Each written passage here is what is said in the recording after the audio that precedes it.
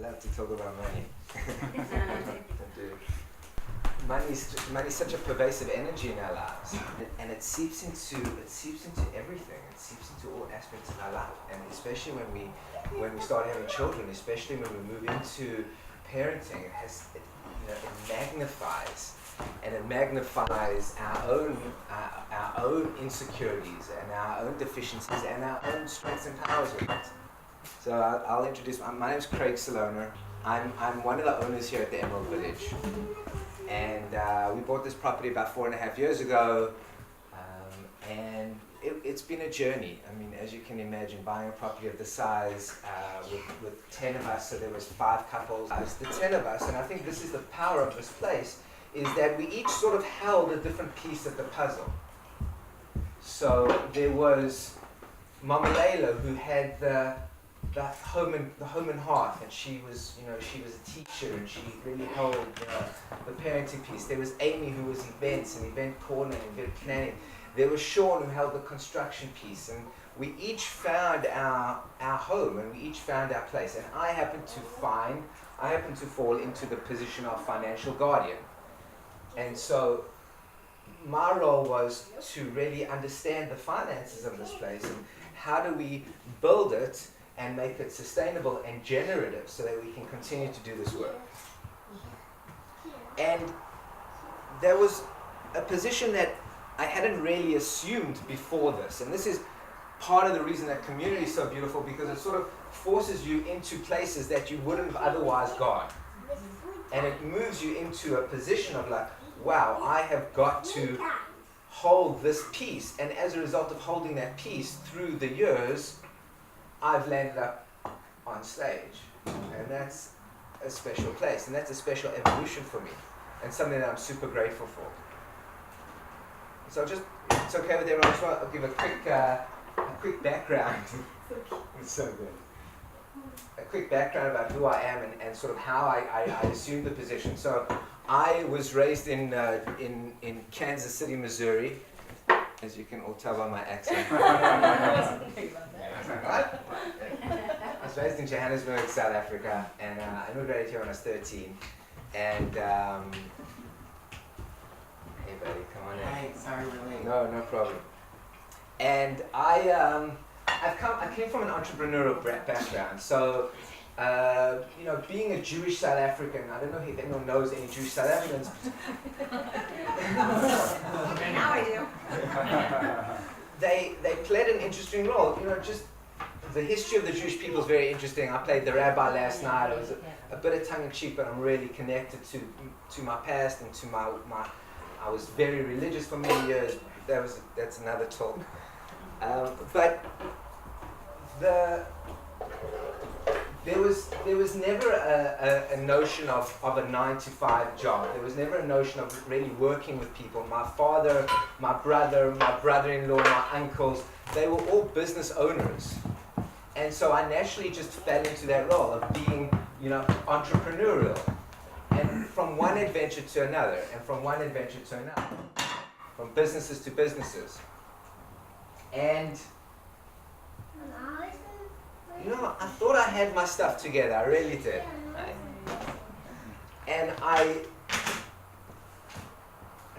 even though I grew up around really wealthy and healthy people, I sort of was assumed that I would garner the knowledge and understand the lessons that was needed for me to take myself to the next level. And I thought, okay, cool. I've been watching my dad, I've been watching my brothers, I've been watching my uncles and my cousins. I was like, I can do this. And I dropped off straight after college. I went and I went and opened my own business. I'm like, yeah, I can do this. And I landed on my face, and I lost a lot of money. I'm like, okay, pick myself up, and I locked myself off, and fell on my face again. And what happened is that when I was 25, I got married. I was living a very religious life in Jerusalem, and I met a girl, and in that world you get married very quickly. I got married, and I had my first son, Jacob, and I was 26 when I had Jacob. Oh my gosh. now I was out of that. I was back in the business world, and I had to make a living. And the business wasn't working. And now the fighting started, because our deal, our arrangement, our agreement between me and my wife at the time was that I would provide and she would take care of the children until she was ready. And when I was unable to provide, when I was unable to bring home the check, the fighting started. Can anybody relate with fighting about money? Significant? Never. Oh, yes. And when the fighting starts and you can't deliver and you can't bring it home, you keep trying, you keep pushing, the wheels start falling off more and more. And then I couldn't afford the things I wanted for my boy. Getting 2, becoming 3, becoming 4, the costs start increasing, the costs start rising. Schools, do we go to public schools or private schools? You know, the clothing, the soccer, the extracurriculars, the diapers, and the fighting continued, and the fighting got worse and worse until finally it was like, we can't do this anymore. And she took off. Here I am, you know, with no money, and trying to be and being a single dad now. And it was tough. I mean, those were the hardest of times. Now, not only am I trying to support me and my son, but now I've got another house, I've got alimony, I've got child support. And shit's just tough. But you white knuckle it, right? You white knuckle it, and you're like, it's alright, this is okay. Dad's got money. Brother's got money. I'll borrow, I'll lend, Amex has given me some credit line. Citibank's giving me a credit line. Let's go. We'll be okay. So the credit card started maxing. And now you go, you know, tail between the legs. You go ask Dad for another loan and another loan. And we keep trying to break the cycle, and it just accumulates and accumulates and accumulates.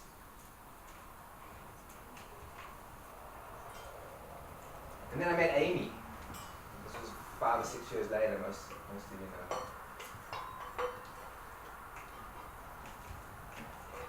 And we start dating. And before you know it, she's pregnant. Still not making any money.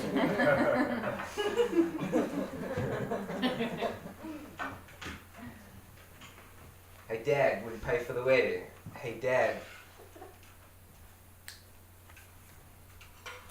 you know, I speak to the men, but it's for all of us, you know, it's soul crushing. It's to not be able to provide and support, and then we now got 2 babies.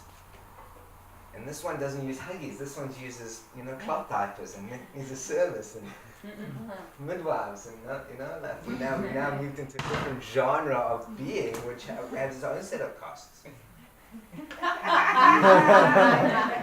All you granola mamas know what I'm talking about.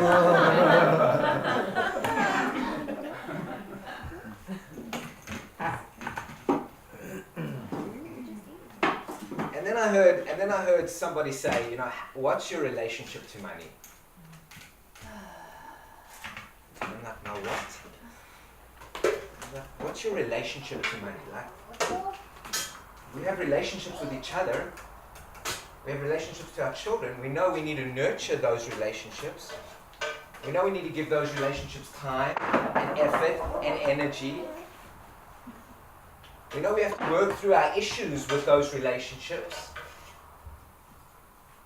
And that was a new thought for me. That was like, wow, I sort of inherited a set of relationships. I sort of inherited a whole set of belief systems around money. And so for the first time in my life, I started working on my relationship with money. What did I believe about money? What did I think about money? When I wrote out that check and I paid that city bill, what was my energy around money? How much work was I doing around money? What were my financial systems around money? Was I saving? Was I spending? How much was I spending? How much was I saving?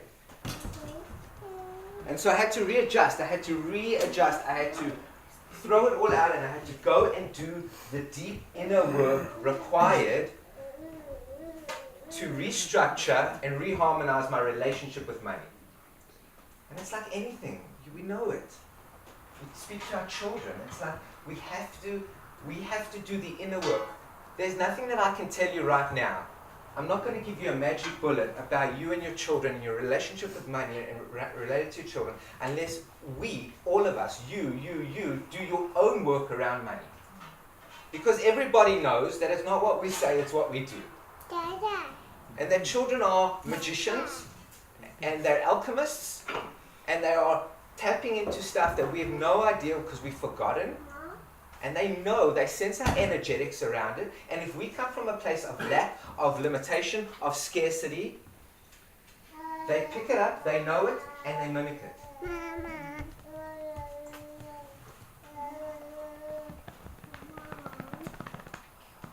So I went on a 6-year journey with money. And I spent tens and tens and tens of thousands of dollars traveling around the country. Wherever there was a master, I was there. Wherever there was a teaching, I was there. All around money, because I knew it was central and it spoke to me and I was passionate about it, and I love it. And slowly, as I started doing the work, things started magically shifting. And my relationship to money started improving. And money started to flow. And things started to happen. And I'm super proud, and I'm stand here as the man who's conquered a mountain. I now own and run property developments around the world.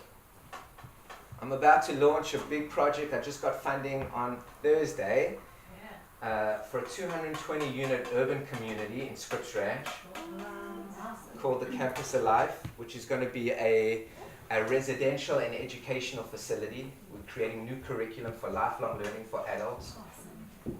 Sort of Evo on steroids. I'm running and I'm owning and I'm developing and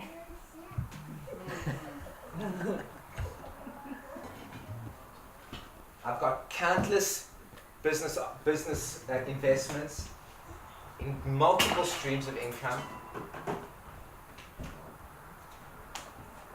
I'm a financial advisor here at the Emerald Village. I've started a training company to start sharing some of this called Enlightenment. And that whole thing is to share some of this vision, some of this knowledge, and some of this wisdom so that we, the people of the heart, the people who have the dreams and the desires and the good intention, can come into their financial power. Because the revolution is going to take cash. It just is. And so we can play this game. We can play this game of like, I don't really need money. I'm spiritual. Money's not the end game, but money is the fuel that funds the games. If we want to launch things, if we want to take the planetary consciousness to a new level, baby, it's going to take some cash. And it's going to take us, the ones, and we've got to move around the belief systems that, money's going to corrupt me and money's going to make me evil. I'm going to become like Donald Trump. And that's just old bullshit stories. Money's just energy. Money's just energy. And so the question is are we ready? Are we as a collective ready to hold more of the energy? Start buying more of the land, to start creating sustainable systems. It's going to take cash. We're going to turn this tide. We're heating up. Planet's on fire.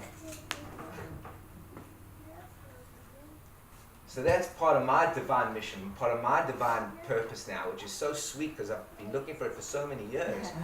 It's just to remind people, ready to get people. And now I'm creating the business structure and everything that I'm doing now is to begin taking people through a journey, empowering them, showing them the systems to do the good work, to ultimately find their passion and purpose and fund it.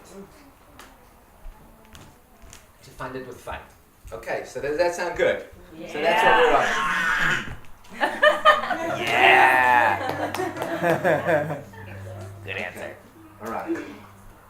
So I've mentioned some of this. So I've got a few sections today, but the first section I want to just talk about is that I want to drop us in a little bit to our own past and our own background, because like I said, until we know what is running our show, we're unable to model our children or teach our children in any other way.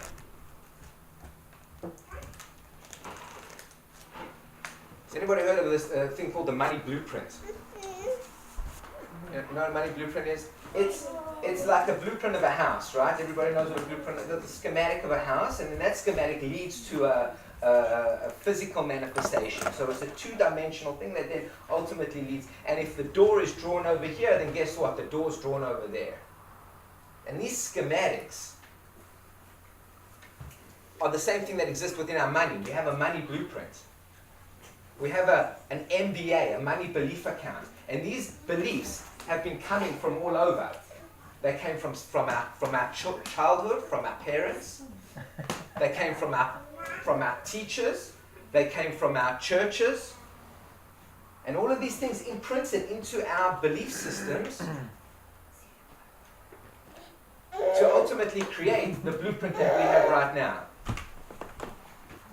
So this MBA, these money belief accounts, is what needed for us to look at, for us to delve into. What did we see? What did we hear? What did we experience? So I'll tell you a little my story. My father, like I mentioned, was a super entrepreneurial dude. Like running big businesses, always in a new venture. My mother was the most wonderful Jewish woman, but she had tremendous constriction around money. The sky was always falling. We always had to save for a rainy day. So I was caught in the middle of this thing, between a father who was out there and a mother who was down here. And I didn't know which way to move. And what happened was I got caught in the middle. I got caught between having giant dreams of changing the world and too scared to do it. And it paralyzed me for years and years and years. I'd get to a place, I'd have these giant business adventures, these dreams, these visions, and I could never execute because I was too afraid. That make sense? So that was a sweet realization for me. That was again a big part of me healing my relationship with money. It was like recognizing that my money blueprint had a glitch in it. It had a flaw. The other thing that I recognized was that my relationship with my father was twisted, because what I was trying to do is I was looking for love and respect from my primary male figure. And I thought in my mind that the only way that I was going to get that was by making more money, by being more successful, by having the bigger car and the bigger house and the bigger empire, because only then will I get respect from my father.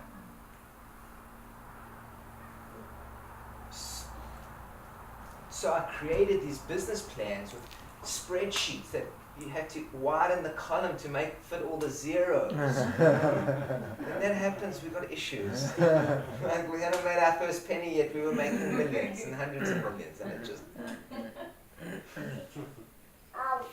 But this is what was operating.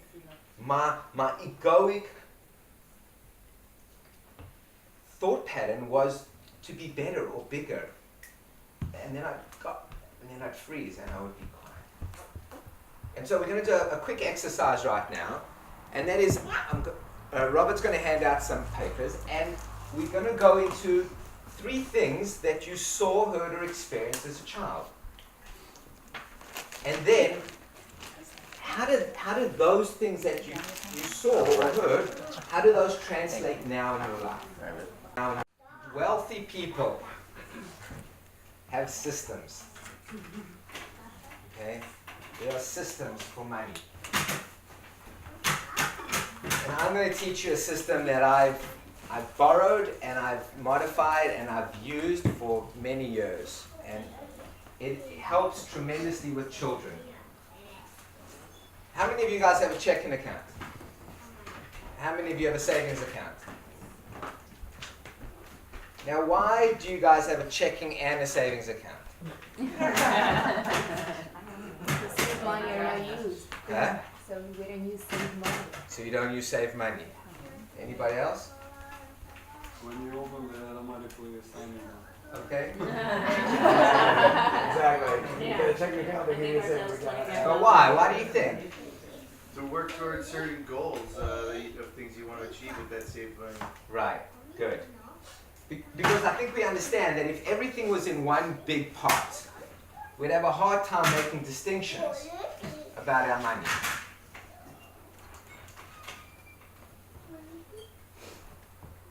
Now, what I've learned is that we've got more than just two facets to our life.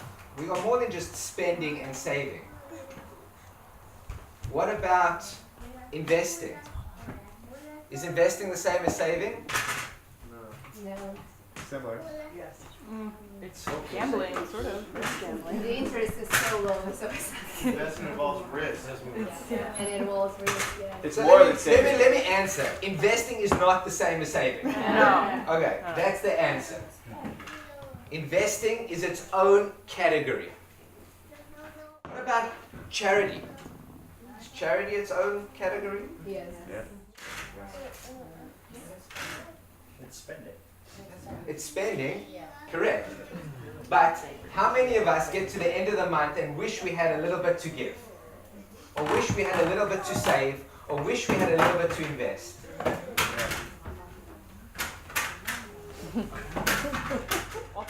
So we teach a system where we don't only have 2 accounts.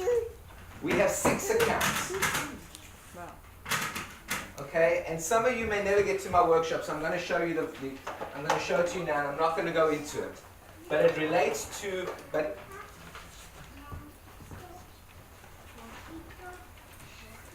it relates to children.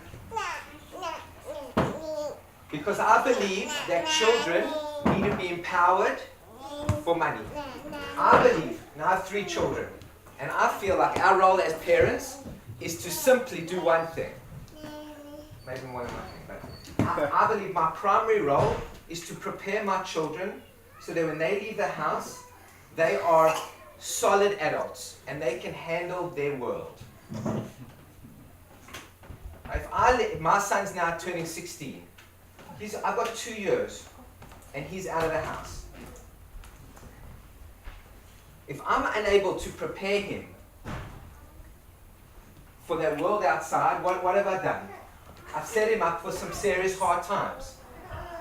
So if I can create a program and a system to help them understand, and because finances are because money is such a pervasive energy,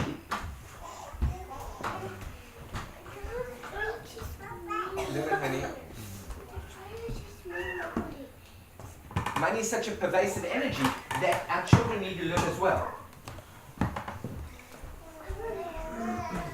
So what I do with my children is I give them a salary. Every month my children get salaries. I have a 5-year-old, I have an 8-year-old, I have a 16-year-old. Now really think about this, okay? Because we are spending money on our children all the time. We are spending money on a million different things with the kids. Anybody gone into Target with your child? Not anymore. Everything you want, nothing Maybe like you 3 need. times. It is a nightmare. We need leashes and a taser gun. Seriously. I'm about to show you how to get rid of all of that. Start giving your children salaries. And make them pay for their own stuff. Think about that. What are we teaching our children by doing that? You're responsible. We're teaching them responsibility. We're teaching them ownership. Value. Value. Budgeting.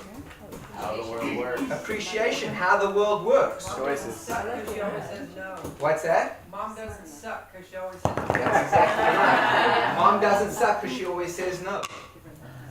It's real, and they have to make the choice. It's theirs. It's like That's- they do the bargain of like, do I really want to give this up for that? And That's because it's correct. on somebody else's dime. We begin to prepare them for their life outside. It's so simple and so brilliant. How much do you give them? It's a great question. That's a great question. It depends on how old they are. My 5-year-old doesn't get as much as my 15-year-old. That's for sure. But my 5-year-old doesn't need as much as my 15-year-old. Jacob, as most of you know, has a cell phone. He has game accounts. He's driving now. In 3 months he's going to have his own car. In 3 months this boy is going to be financially independent. I'm going to give him a fat salary for him. Wow. The end of the month, you don't have gas money? Catch the bus, boy. I love it. Yeah. And him and I will sit down and we'll work the budget together. And we'll really go over and like, all right, here's what we got. What do you need? Serena and I will go through a budget and we will work it out together. Now, I spoke about different accounts. I split my accounts with my kids up in 3 ways. Save, spend, and give.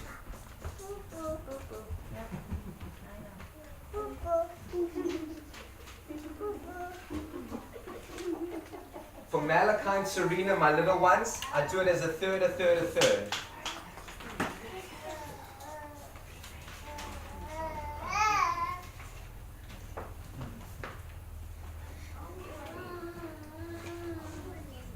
And why do I do it like this? Because I want to imprint in them the importance of giving. I want to imprint in them the importance of sharing. I want to imprint in them the importance that money is a gift and you're a steward of this money and that it comes from God and that money is to be, that there's abundance in the world and that you have enough. Oh. They save a third. Now this is for my little ones. As it gets older, the percentages change and I'll share that with you. But I've started this with five. And I believe I could have started with Malachi 4. At 3 years old, you can play with it, but I think it's a little young. So between 3 and 5, you begin to implement the system. As soon as they can understand and grasp, as soon as they go into the store and they want A, B, C, D, you can begin implementing them with the system. Now what we have is we have 3 jars, literally jars. And every month, I give them their money, and every month they take it and they put the money in the give, and they take the money in the save, and they put the money in the spend. And it's all cash. Because that's how we got to learn. We've got to learn about cash money. Now, we got to target. Serena has been saving for Billy Baby's new outfit. She's been diligent. It's been 4 months. She's got her cash in the hand. You have never seen a more excited woman than that girl.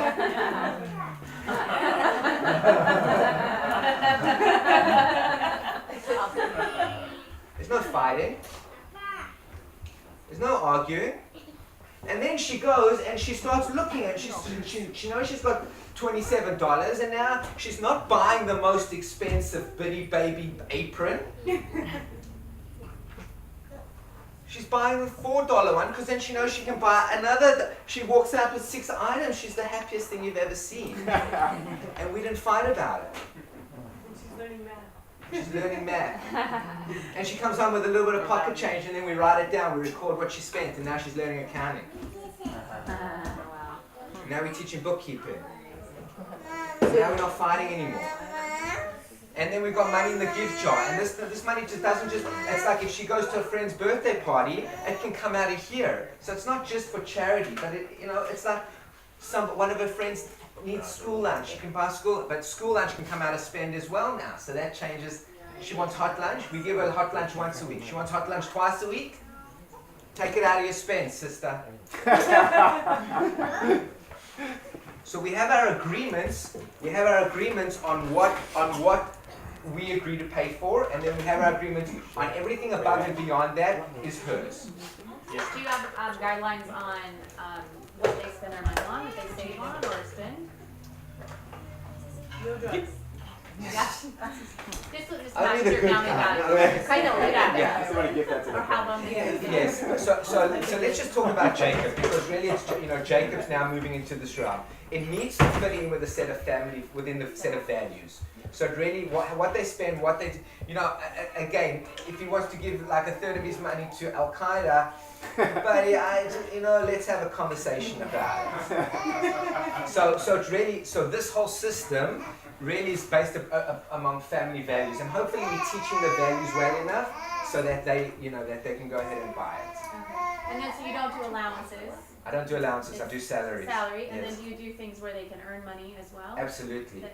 absolutely. In fact, Serena just cooked me her first meal. I paid her $10. She created a whole menu and a 3-course meal for me and Amy, and I paid her $10, and she was so stoked. How old is she? She's 8. Wow. So she made us eggs with chicken, and she cooked eggs and chicken and made a salad and dessert. Wow. And I paid her $10 for it. And then she went and split it into 3 jars.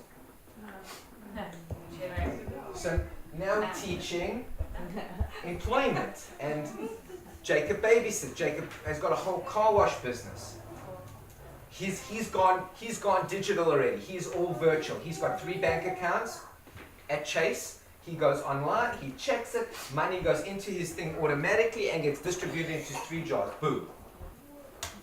But this is a game changer, yes.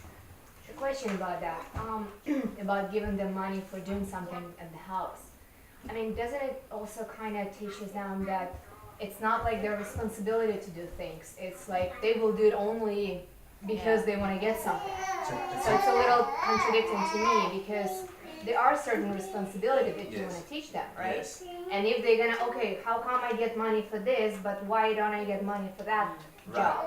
So it's the conflict is like right. So remember, it's a salary, right? Right. So if I work on a job, I have a job description. I got to do A, B, C, D, and E, and then I get my paycheck.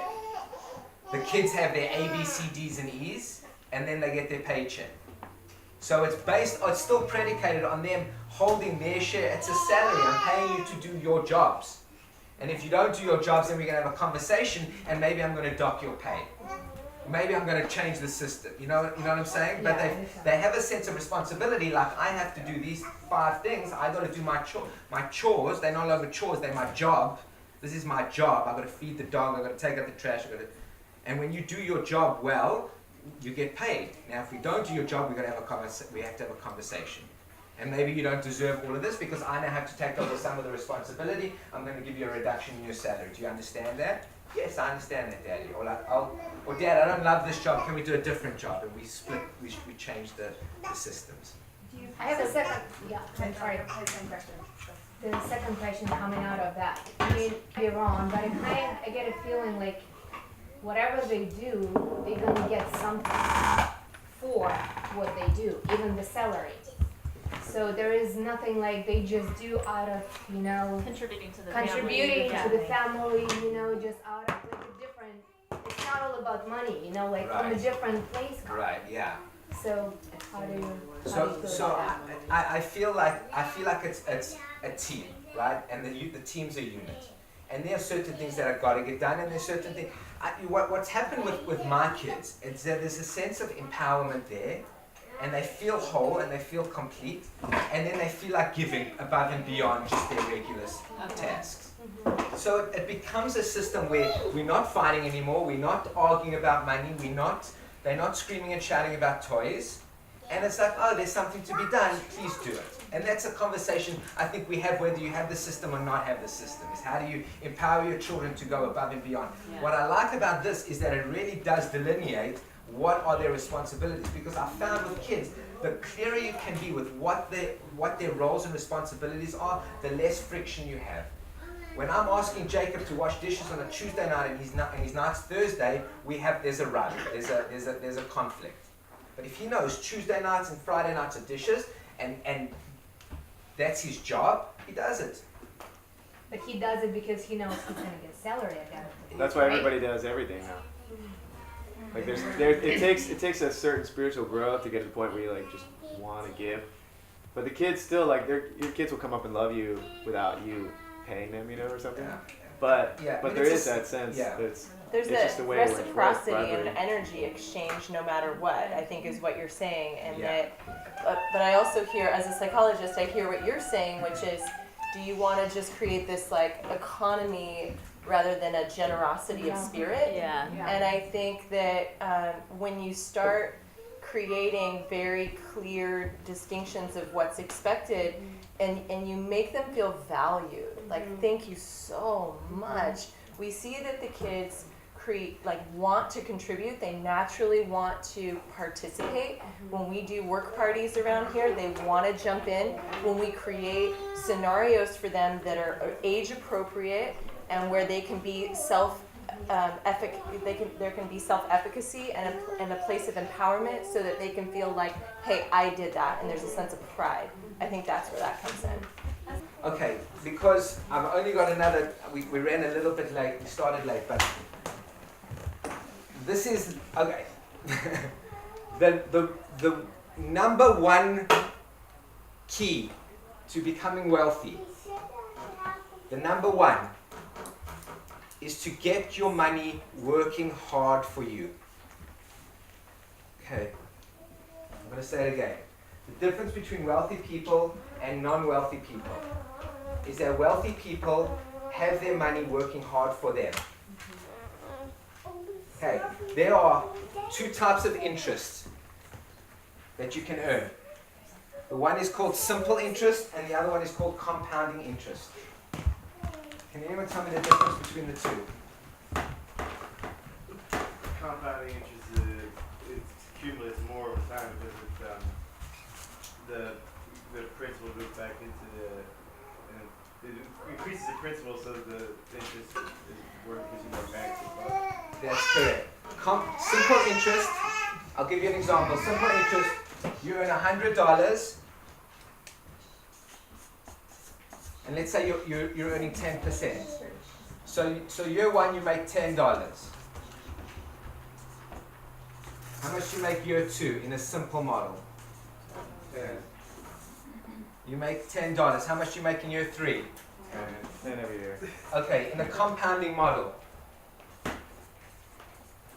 you've got the same $100. How much do you make year one? How much do you make year two? 11. How much do you make in year three? 12, 10. Does everybody understand that? You're making interest on your interest. Albert Einstein said, the law of compounding interest is the greatest mathematical human invention. Okay. Compounding interest needs to become part of your everyday vocabulary. Everybody here probably earns compounding interest. Your bank account, your savings account. Right? Can everyone see that? Yeah. Because they pay you interest into your bank account, and then they pay you interest on your balance, and okay, but unfortunately it's so low that it makes no difference. You really don't even see it. So there's three facets to compounding interest to make it work.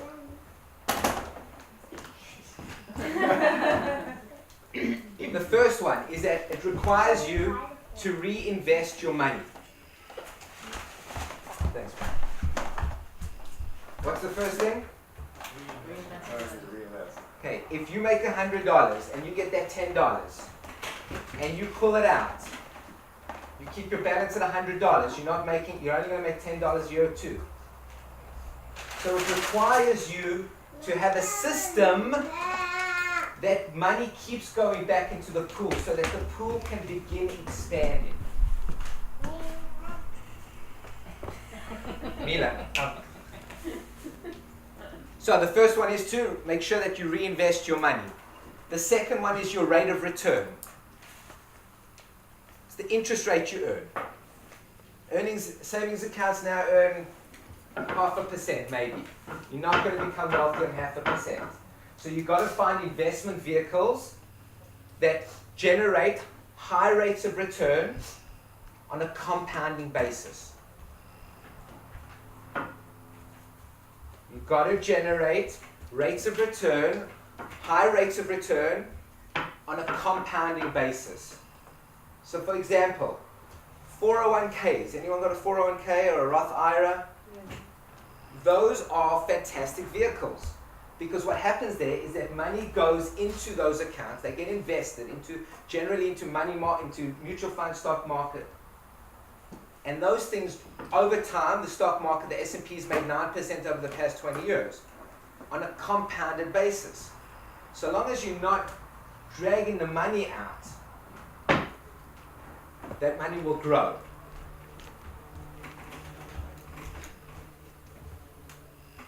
And the third thing, so the first one is you've got to keep reinvesting your money.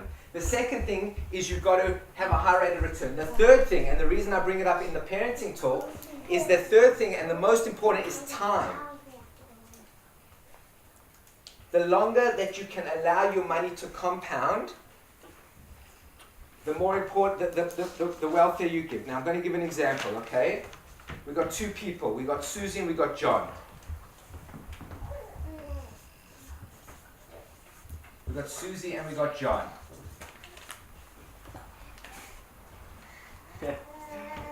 There they are. One started at 3 months, one started at 4 months. Okay. Susie started at 20, and from 20 to 40, she invested $4,000 per month. Sorry, $4,000 per year. Sorry. Susie's mate. And then she just let that sit and she let it compound until 65. Okay? Does everybody understand? So she put in money at 20, $4,000 a year. For 20 years, she put in a total of $80,000. And then when she's 40, she stopped. And she just let it ride until she got to 65. John, he started at 40. He put the same $4,000 a year until he was 65. So he put in a total of $100,000, right? Can everyone see that? 25 years times 4? Yeah. Susie put in 80,000. Now, these things were compounding at 10% per year on a compounded basis. How much do you think John had at the end of the year, and how much do you think Susie had at the end of the year? Yeah, like 3 times, 4 times more. John had 400,000, and Susie had 2.5 million.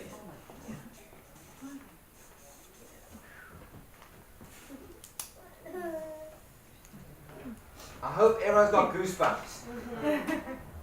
There's magic in compounding interest.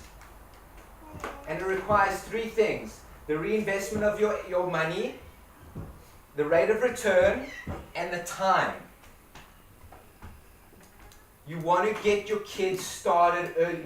You guys want to get going now. You want to get your kids started as soon as possible. You want to put money every month automatically into a compounding interest account that will build over time. Jacob is turning 16. I'm buying him a policy as my gift to him for his 16-year-old thing that I will fund him for 20 years. That's my gift to. I've made provision for my 3 children already.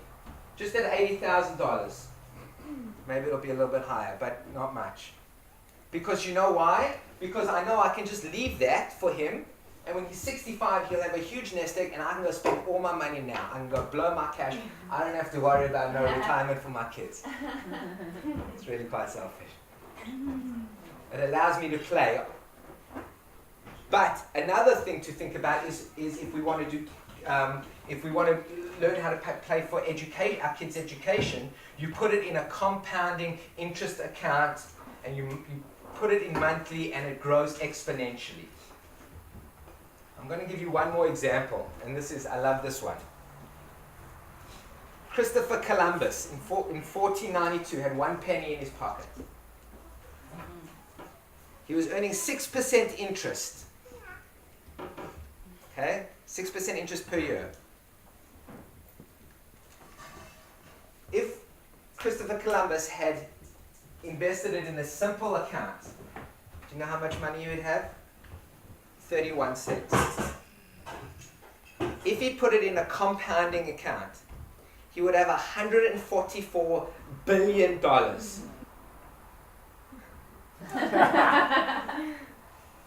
Because 6% compounded over 500 years leads to ridiculous numbers because things start to double.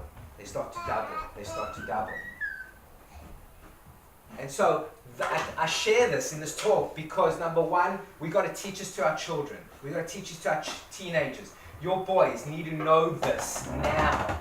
They got to start putting their money now because it gives them the age where compounding interest can really start working for them. For some of us, it's a little, 40 years old, but it's okay. You still do it because the numbers, even there, will get you to a nice retirement fund. That's why people do it. That's why the 401ks and Roth IRAs are so valuable and powerful because it forces people to put money into compounding interest accounts because they know if they don't, you're never going to be able to retire. This is part of a retirement, a longer term retirement strategy. But for kids, for teenagers, for children, for babies, you want to ask somebody to buy you a gift? give my kids one of these and don't let them touch it. Is this like a retirement account for them? Like a Roth? Absolutely. It can be in a Roth. Yeah, that's what I'm doing with Jacob. I'm putting it in a long-term Roth. Let it grow. Never. And in my estate planning, in my will, he cannot touch it until he turns 65. And you start when he's 18? Yeah, I'm going to start when he's 60.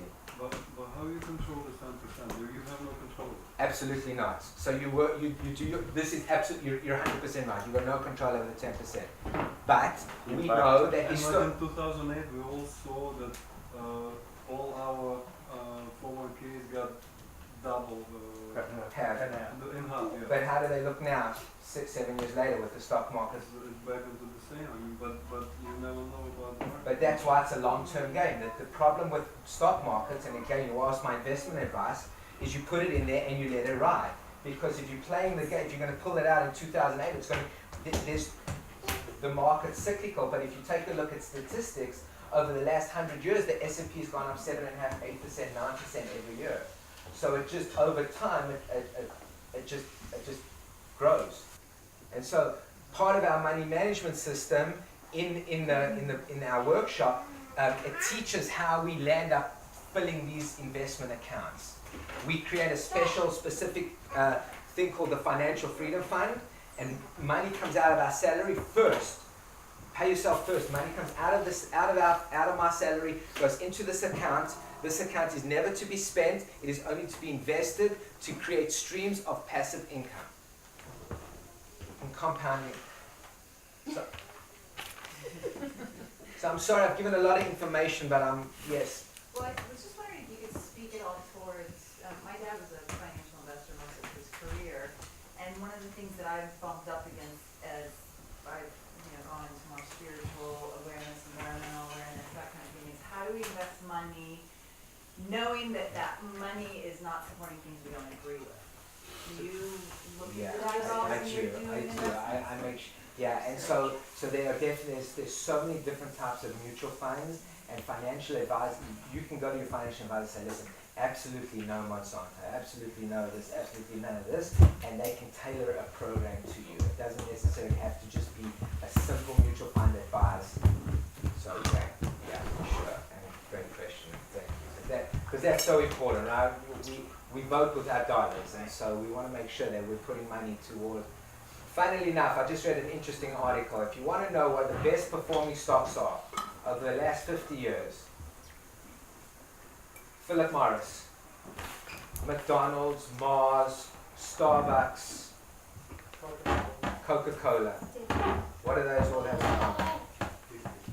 They're all addictive. It's true. They're blue chip They don't give you phenomenal. There's no ups and downs. They don't give you phenomenal returns, but they will give you 8, 9, 10, 11% every year for the rest of your life, if that's where you choose to invest. Okay, so I'm going to conclude. We've got to do the inner work. Yes? Yes. You've got to do the deep inner work, guys. You've got to break through the systems of life. Am I worthy? Am I deserving? Am I okay to hold and grow and build my wealth? Do I feel like my passion and purpose, that my gift to the world is strong enough that I can do this? And that I'm deserving and it deserves the work, and I want to rearrange my relationship with money. We need to create effective money management systems so that we can earn, hold, and grow our money. Do you think if you're in debt, Oh, thank you. start with, you should focus on getting out of debt and then deal with this? For sure. Or The first thing that anybody should do is start paying yourself first into this. Wow, even if You will never get out of debt until you can. And you pay yourself first. You pay yourself hopefully before the government. You pay yourself before your bills. You pay yourself. This is part of the loving ourselves. This is part of like, this is my financial future. This is my children's financial future. I'm going to pay me. And then we deal with credit cards. And then and in the money management system we teach in the basics workshop, and it's a free one. And I'm going to just plug it one last time. It's a free one-day workshop that I do, and we delve into all of it. We delve into these 3 exact topics: the belief systems, the money management systems, and creating ongoing streams of passive income. And it's the next one's November 21st. It's here at the Emerald Village, and you can speak to Robert if you want to sign up, and we would love to have you, and we'll go much deeper into all of these things. Please bring your boys. Bring your boys. It's vital information. So again, do the work. Create effective money management systems to earn, hold, and grow your money, and invest it into streams of passive income in compounding interest accounts. Thank you very much. Yay!